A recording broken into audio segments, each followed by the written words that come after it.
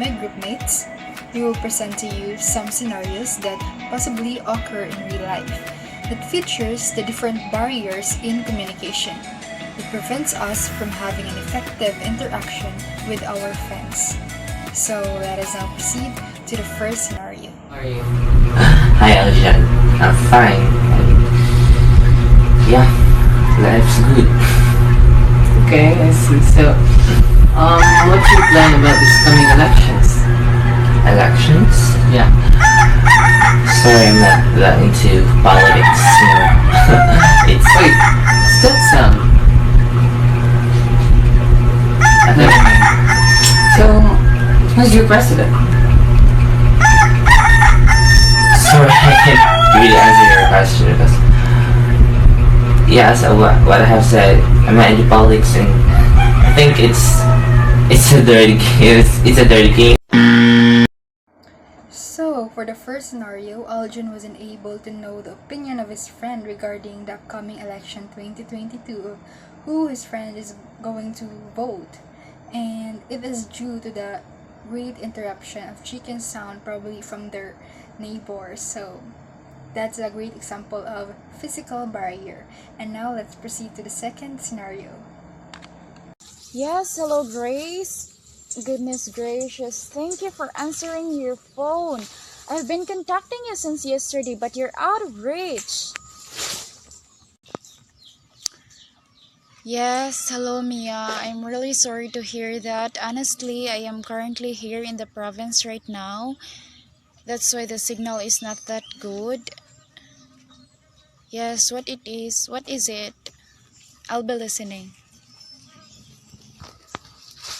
Oh, I see. I'm sorry. I didn't know that. It's supposed to be for our vacation next week in Boracay. Are you coming with us? Yes, hello Grace? Yes, hello, can you hear me? So for the Yes? second scenario, as what you have seen, Mia and Grace was supposedly having a vacation in Boracay, and Mia was having a hard time to reach out Grace due to the poor signal, which is an example of mechanical barrier. And now let's proceed to the third scenario. Hello? Good morning, Mr. Kihoy. Oh, Miss Escabarte, good to see you. What's happening? Well, Mr. Kihoy, I have the report here about the new council in Banawa. That's great. Let's hear it. Mr. Kihoy, who is the new council of Banawa? Well, that's what I want to know. But that's what I'm telling you, Mr. Kihoy. Well, that's what I'm asking you, Miss Escabarte.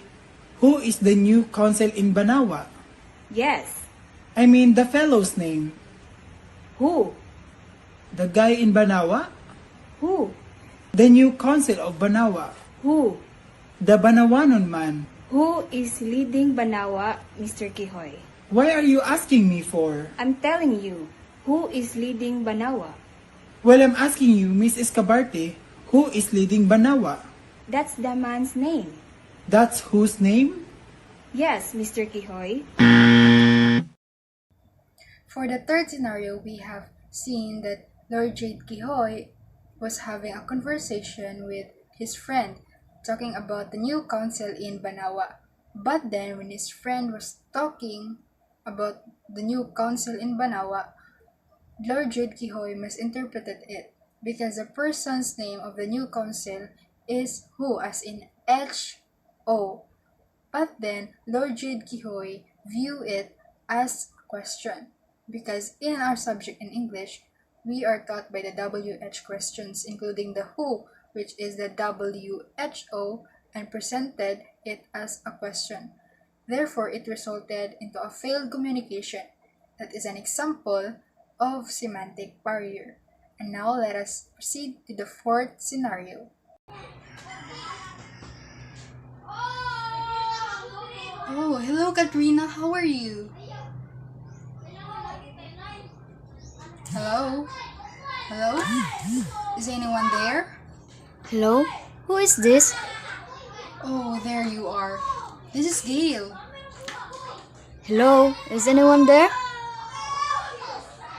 Whatever, anyway, Are you coming with us this Saturday? I will be throwing out a party for my birthday. What? I can't hear you. I said I will be inviting you to my birthday this Saturday. I'm sorry, I really can't hear anything. Again, I will be inviting you to my birthday this Saturday. Can you just tell what you're saying through a text message? I was just came from my doctor a while ago and talk about the issue regarding my hearing. You know, I am too busy to type my words into a text message. Whatever, I already changed my mind. I won't be including you to my guests anymore. You just ruined my day. Bye. So for the fourth scenario, obviously it was me and I was calling my friend Katrina to invite her to my birthday on Saturday. But then, due to her hearing problems, she wasn't able to hear me over the phone. She wasn't able to understand that I was actually inviting her for my birthday, and that's what annoyed me, and I get angry with that because talking to her consumes a lot of time. She even requested that I would just have to type it in a text message so she would rather read my invitation.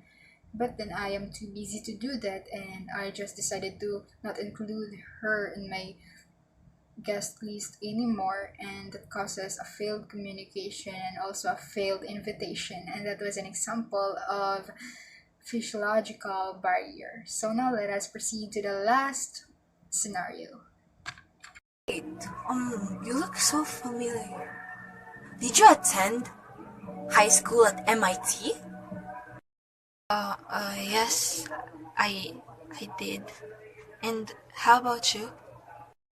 I think it was really you I saw back then. Not to be nosy or something, but I saw you got bullied and got being pushed by Rebecca at the gym. Well, I was passing by I'm from the computer lab, and then I overheard Rebecca's voice, which is so loud that you can hear it from the hallway. So I seeked in and I saw you being treated like an animal. I'm so sorry. Pardon? Yes, I saw everything. Sorry I didn't help you back then. I didn't stood up so that I can stop the action they were doing. I'm really sorry. So for the last scenario, based on the video, Ria wasn't able to totally express herself because she felt sorry for not standing up before when she saw her new friend being bullied. And that was an example of psychological barrier because the emotion hinder Ria from expressing herself. So that's it, guys. Those are just some of many more scenarios in real life that features the different and common barriers in communication, namely the psychological, the physical, the mechanical, the semantic, and the physiological barriers. But it was believed that the biggest barrier in communication is the tendency of listening to reply and not to understand. So we really hope that you watch this video not to just have something to comment, but to understand the content that we are trying to present.